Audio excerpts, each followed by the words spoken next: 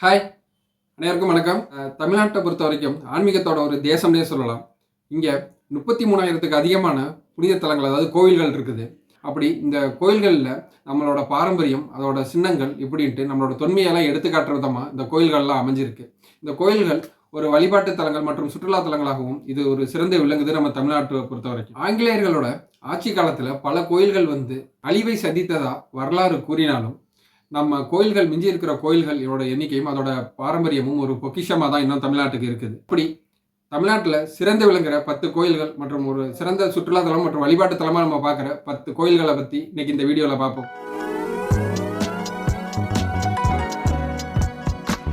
இதில் முதல்ல பார்த்துக்கிட்டோம் அப்படின்னா மதுரையில் உள்ள மீனாட்சி அம்மன் கோயில். இந்த மீனாட்சி அம்மன் கோயிலோட கட்டிடக்கலை மற்றும் சிற்பங்கள்லாம் நல்ல ஒரு சிறந்ததாகவே இருக்கும்.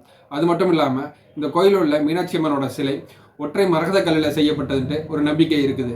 இந்த கோவிலின் தோற்றம் நிச்சயமாக ஒரு துல்லியமான அளவுக்கு இன்ன வரைக்கும் நிரூபிக்கப்படலை. எப்போ அதை கட்டி முடித்தாங்க அப்படிங்கிறதெல்லாம் நிரூபிக்கப்படலை. ஆனால் இந்த கோயில் நாயக்கர் காலத்தில் பல மன்னர்களால் புதுப்பிக்கப்பட்டது. இந்த அற்புதமான கோயில் ஒரு 17ஆம் நூற்றாண்டை சேர்ந்தப்ப இது புதுப்பிக்கப்பட்டிருக்கலாம் அப்படின்ட்டு இந்த அறிஞர்கள்லாம் சொல்கிறாங்க. அது மட்டும் இல்லாமல் மீனாட்சி அம்மன் சிவபெருமானை திருமணம் செய்து கொண்டார் என்பதும், அந்த விழா மதுரையில் நடந்தது என்பதும் இந்த கோயில் பின்னணியில் உள்ள ஒரு சுவாரஸ்யமான ஒரு தகவலாக பார்க்கப்படுது. இதன் காரணமாக தான் இந்த கோயிலுக்கு மீனாட்சி அம்மன் கோயில் அப்படின்ட்டு பேர் வந்ததுக்கு காரணம். இடம் அப்படின்னு பார்த்தீங்கன்னா மதுரையில் இருக்குது. இதுக்கு நுழைவு கட்டணம்லாம் எதுவும் கிடையாது, இது இலவசம் தான். கோவில் நேரங்கள்னு பார்த்தீங்கன்னா காலையில் 5 மணி முதல் மதியம் 12:30 மணி வரைக்கும் இந்த கோயிலோட நடை திறந்திருக்கு. நடை மூடிடுவாங்க. திரும்ப மாலை 4 மணி முதல் 10 மணி வரை இந்த நடை திறந்திருக்குது. அது மட்டும் இல்லாமல் இது பார்வையிட சிறந்த நேரம் அப்படின்னு பார்த்தீங்கன்னா சித்திரை திருவிழா இங்கே ரொம்ப விசேஷமாக இருக்கும். இது ஏப்ரல் முதல் மே மாதம் வரைக்கும் நடக்கும். இதற்கு பக்கத்தில் இருக்கிற இன்னும் சில சிறந்த சுற்றுலாத்தலம்னு பார்த்தோம் அப்படின்னா திருமலை நாயக்கர் மண்டபம், அது கொஞ்சம் நல்லாயிருக்கும். அதே போல் காந்தி மியூசியம், இதுவும் இது அருகில் உள்ள சில சுற்றுலாத்தலங்களாக பார்க்கப்படுது.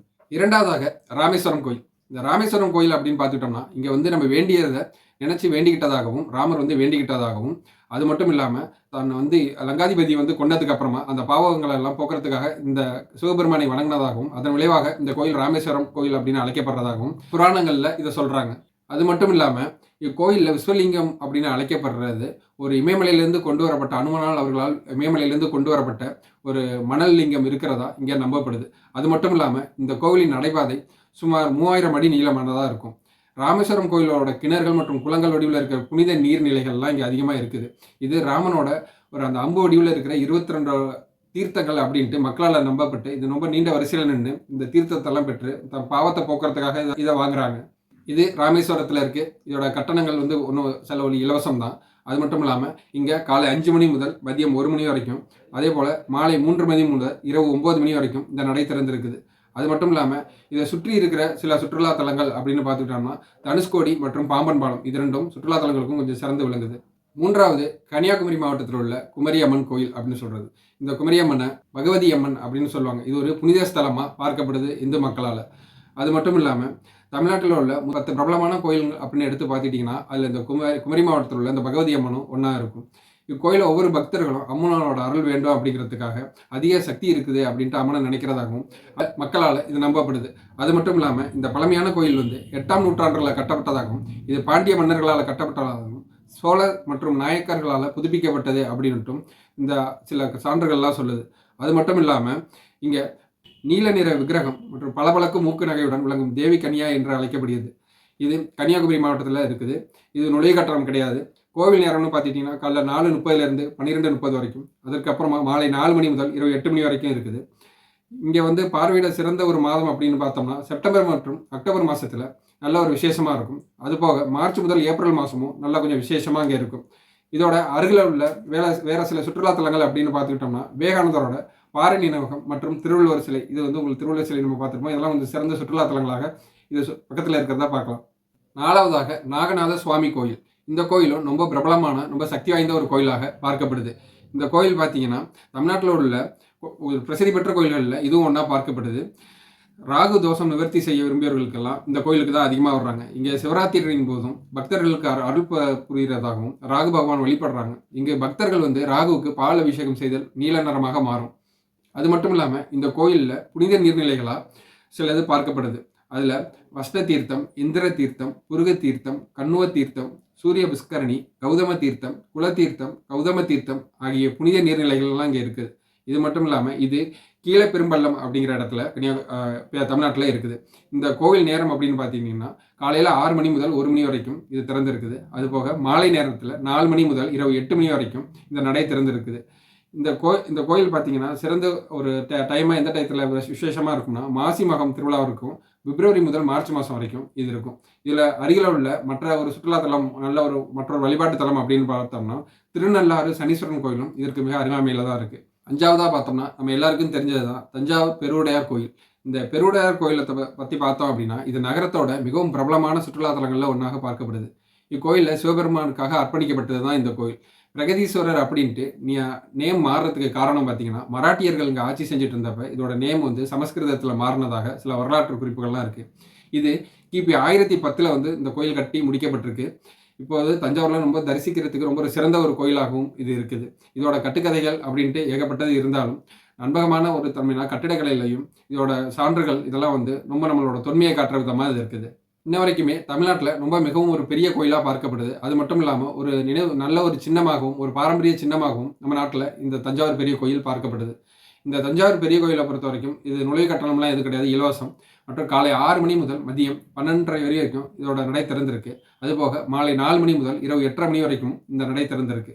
இதுக்கு அருகில் உள்ள சில சுற்றுலா தலங்கள் அப்படின்னு பார்த்துட்டோம்னா அரச அரண்மனை மற்றும் சரஸ்வதி மகால் ஆகியெல்லாம் இதோட மிக அருகில் இருக்கிற ஒரு சுற்றுலா தலங்களாக பார்க்கப்படுது. 6வதாக கபாலீஸ்வரர் கோயிலை சொல்லலாம். இந்த கபாலீஸ்வரர் கோயிலுங்கிறது சிவனுக்காக அர்ப்பணிக்கப்பட்ட ஒரு கோயிலாகும். இது சென்னையில் இருக்குது. இது போர்ச்சுகீசிய மன்னர்களால் அழிக்கப்பட்டது. அதுக்கு அப்புறமா இது புதுப்பிக்கப்பட்டு இது தமிழ்நாட்டில் சிறந்த கோயில்களில் ஒன்றாக இப்பொழுது இருக்குது. நீங்கள் ஈர்க்கக்கூடிய பல சுவாரஸ்யமான விஷயங்களும் இந்த கோயிலில் இருக்குது. சோழர் காலத்தில் வடிவமைக்கப்பட்ட பல கல்வெட்டுகள் மற்றும் சிலைகள் கோயிலுக்குள்ளே காணப்படுது. வியக்க வைக்கும் சிற்பங்கள் மற்றும் புனிதமான சிலைகளுடனும் இந்த கபாலீஸ்வரர் கோயில் பார்க்கப்படுது. இந்த கபாலீஸ்வரர் கோயில் சென்னையில் மயிலாப்பூர்ங்கிற இடத்துல இருக்குது. இந்த கோயில் காலை 5 மணி முதல் மதியம் 12 மணி வரைக்கும் நடை திறந்திருக்கும். மாலை 4 மணி முதல் இரவு 9 மணி வரைக்கும் இந்த நடை திறந்திருக்கும். அது மட்டும் இல்லாமல் இங்கே பங்குனி மாதத்தில் ஒரு பெருவிழா நடக்கும். இது மார்ச் முதல் ஏப்ரல் மாதம் வரைக்கும் இது நடக்கும். இது அருகில் உள்ள மற்ற இடங்கள் அப்படின்னு பார்த்துட்டோம்னா சுற்றுலா தலத்தில் மெரினா கடற்கரையும் சாந்தோமும் இதுக்கு மிக அருகாமையில் தான் இருக்குது. இது ஒரு நல்ல ஒரு சிறந்த சுற்றுலா தலமாகவும் பார்க்கப்படுது.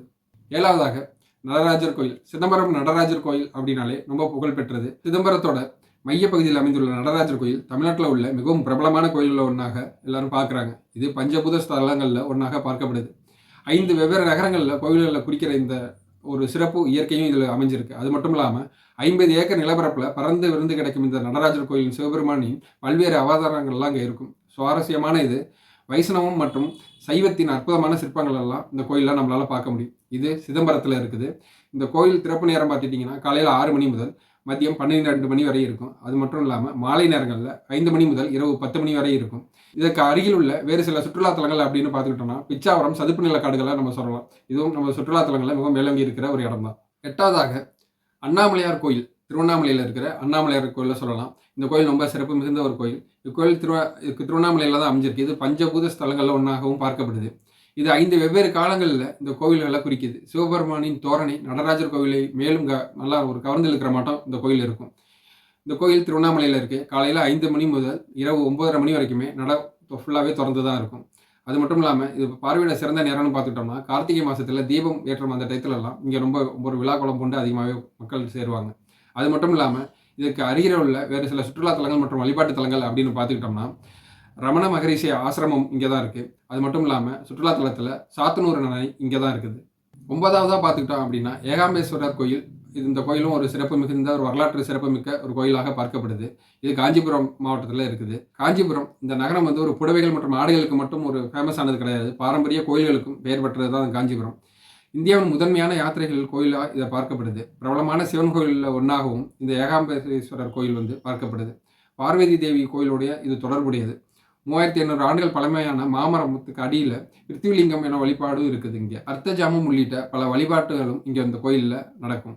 இது காஞ்சிபுரத்தில் இருக்குது. இது காலை 6 மணி முதல் மத்தியானம் 12:30 மணி வரைக்கும் இந்த நடை திறந்திருக்கு. அதே போல் மாலை 4 மணி முதல் இரவு 8:30 மணி வரைக்கும் இந்த நடை திறந்திருக்குது. இங்கே தரிசிக்கிறதுக்கு ஒரு சிறந்த நேரம் அப்படின்னு பார்த்தோம்னா பங்குனி உத்திரத்தில் இங்கே ரொம்ப சிறப்பாக இருக்கும். இது மார்ச் முதல் ஏப்ரல் வரைக்கும் இந்த விழா கோலம் கொஞ்சம் சிறப்பாகவே இந்த கோயிலில் இருக்கும். இது அருகில் இருக்கிற மற்ற சில சுற்றுலா தலங்கள் அல்லது வழிபாட்டு தலங்கள் அப்படின்னு பார்த்துக்கிட்டோம்னா இது பக்கத்தில் தான் கைலாசநாதர் கோயிலும் இருக்குது. அதே போல் வரதராஜ பெருமாள் கோயிலும் இது மிக அருகில் தான் இருக்குது. 10வதாக நம்ம கட்டிடக்கலையோட மிகவும் ஒரு சிறந்து விளங்குற ஒரு பாரம்பரியமாக இருக்கிற மகாபலிபுரம் கடற்கரை கோயிலை சொல்லலாம். இந்த மகாபலிபுரம் கடற்கரை கோயில் மிகவும் ஒரு பிரசித்தி பெற்ற ஒன்றுனே சொல்லலாம். வங்காள விரிகுடாவில் உள்ள கடற்கரையில் இருக்கிற இது யுனெஸ்கோவால் பாரம்பரிய சின்னமாக கருதப்படுது. 7ஆம் நூற்றாண்டில் கட்டப்பட்ட மகாபலிபுரம் கடற்கரை கோயில் தான் இந்த இந்தியாவோட பல்வேறு வரலாற்று நிகழ்வுகளின் தாயகமாகவும் இருக்குது. இது 3 சன்னதிகளை கொண்டுள்ளது. அது மட்டும் இல்லாமல் இங்கே மேலே விஷ்ணு மற்றும் சிவபெருமானுக்கு அர்ப்பணிக்கப்பட்டுள்ளது. கட்டிடக்கலைக்கு மிகவும் பேர் போன இந்த நினைவுச்சின்னமாக இருக்கிற இந்த கோயில் பார்த்தீங்கன்னா காலையில் 6 மணி முதல் மாலை 6 மணி வரைக்கும் இதோட நடை திறந்திருக்குது. அது மட்டும் இல்லாமல் நுழைவு கட்டணம் அப்படின்னு பார்த்துக்கிட்டோம்னா இங்கே நுழைவு கட்டணம் செலுத்தி தான் போகணும். இந்தியர்களுக்கு 40 ரூபாய் வாங்கிக்கிறாங்க. வெளிநாட்டவருக்கு 600 ரூபாய் இங்கே கொடுத்து தான் இந்த கோயிலுக்கு போகணும். அது மட்டும் இல்லாமல் பார்வையிட சிறந்த மாதம் அப்படின்னு பார்த்துட்டோம்னா நவம்பர் முதல் பிப்ரவரி முதல் கொஞ்சம் ஒரு சிறந்த ஒரு மாதமாகவும் கொஞ்சம் விசேஷமாகவும் இங்கே இருக்கும். இதற்கு அருகில் இருக்கிற வேறு சில சுற்றுலாத்தலங்கள் அல்லது வழிபாட்டு தலங்கள் அப்படின்னு பார்த்துக்கிட்டோம்னா பஞ்சரதங்கள் இருக்கும். அது மட்டும் இல்லாமல் கிருஷ்ணரின் பட்டர்பால் அப்படிங்கிற ஒரு இடமும் இதுக்கு மிக அருகில் இருக்குது. இதுவும் சுற்றுலாத்தலத்தில் ஒரு சிறந்த இடமா இருக்குது. தமிழ்நாட்டில் இன்னும் ஏகப்பட்ட ஒரு சமயம் சார்ந்த ஒரு சில சிறந்த வழிபாட்டு தலங்கள்லாம் இருக்குது.